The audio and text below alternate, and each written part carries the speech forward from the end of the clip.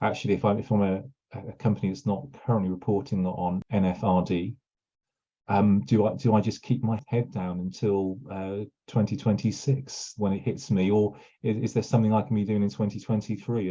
Is there, as you say, the consultation process? Should I look to align my reporting already and seeing how I can do that? My experience and a lot of the research in this area is that developing kind of high quality, different accountability type exercises is a 3-year process.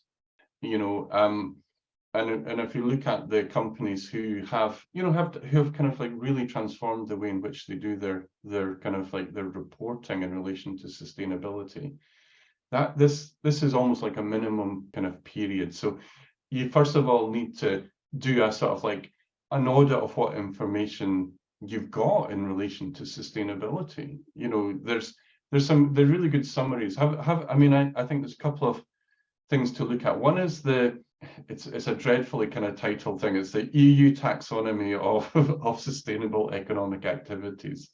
It's kind of like, there's not a marketer involved in that, Simon, as you can appreciate. There's also the sustainable finance disclosure regulations, and there's a kind of like a whole kind of like movement which is actually going on there.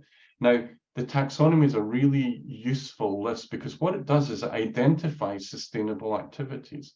It's already got there's a really nice kind of website. I think they call it a compass. Where you just click on and it's all listed. You can download a spreadsheet, you can look at activities. And what you want to do as a precursor is to look at that taxonomy to see the extent to which your business is considered as doing things which may or may not be sustainable. If they are, then you really need to you need to look at what are the kind of the implications of this and follow on from the taxonomy into likely disclosure requirements, and also look at business opportunities, because a big part of the CSRD is actually looking at your strategy, your business plan, and looking at the risks and opportunities that the sort of like the Green Deal is actually going to bring, because you're going to have to disclose that. So the first thing you want to do is to think about what is your business model in relation to sustainable transformation. What are the kind of opportunities? What are the things you're maybe not going to be able to do in the future? And actually start to think about your kind of business model. And then start to think of your kind of business model in relation to things like the broader sustainable development goals. Look at the connectivity between what you do and these goals. And that's where organizations like G17 Eco are really useful, because they've done a kind of like a mapping, in relation to what goes on. Similarly, the UN kind of Global Compass is another example which have actually done that mapping for you. That's actually really important to do, because you need to understand your connections. And it's actually starting to understand your connections with these goals and these wider kind of transformation process that actually are going to form the basis of the type of information you're going to have to start to do. So you need to do a bit of, I don't know, wargaming, or kind of developing a kind of transformation playlist. Look at your strategy, look at your business model, then look at the kind of like the implications, the threats, the risks and opportunities, and then start to think of what evidence and information would I need to now manage that process, and actually starting to think about how am I going to start collecting that, and then start doing a little bit. You've got that.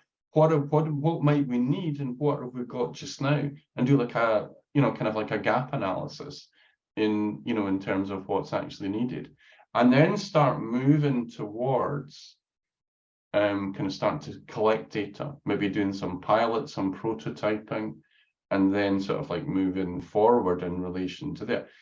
Some stuff is really quite clear. You're going to have to do stuff on greenhouse gas emissions. That's dull. Whatever happens, that's going to need. You're going to have to start doing stuff on employee rights, kind of like gender inclusion type of thing. You're going to have some kind of things on there. There's going to be stuff on bribery and corruption, kind of like what you're actually sort of like doing in relation to these. And there's also we just had COP15. We're going to have to, you're going to have to look at stuff where if your business is dependent on natural systems and thrive in biodiversity, there's going to be information that's required on there, as well as a kind of a range of other kind of issues that are actually there. Water's likely to be on there, kind of like energies. So a lot of stuff isn't going to come as a surprise, and actually, to be honest, if your business doesn't know what you're doing in relation to, kind of diversity and inclusion in terms of gender at your kind of top level board, climate change, water use, natural resources, waste, or these sort of things there, you've kind of got a problem as a business, because you're not optimizing your kind of value creation potential. Anyway, once you've got that, then you want to have almost a year of collecting that data and using it internally. And then once you've got that going and working, by this stage, the standards will become more kind of like clear, more definite. You'll be able to know exactly what you want to do. And then in the third year, you're ready with kind of like good, verifiable and verified data, because maybe I should have mentioned that this data has also got to be assured, which is very different from a lot of the other kind of standards where they recommend assurance by a third party, by a kind of like certified kind of third party. This also has to be assured, and there's a kind of a list of kind of like approved assurers already in the system. And I'll be quite clear, including in NFRD, there's lots of auditors and there's lots of assurers on that committee. But the other thing is that this is the plan is to move from what's called limited assurance, which is based on the information that you provided to us, the auditors, we don't see anything really bad, like that's there. Limited assurance, you can't rely on that data, so you can't sue the assurers if you kind of like go, well, it was limited assurance. If you read the small print, limited assurance means you can't rely on this data. But moving towards what they call reasonable assurance by 2028, 2029, which is the same standards as you do for financial reporting kind of data. It's where you can rely on it. It is kind of certified to a certain standard that a kind of like a reasonable user of this data can rely on it because it's third-party verified.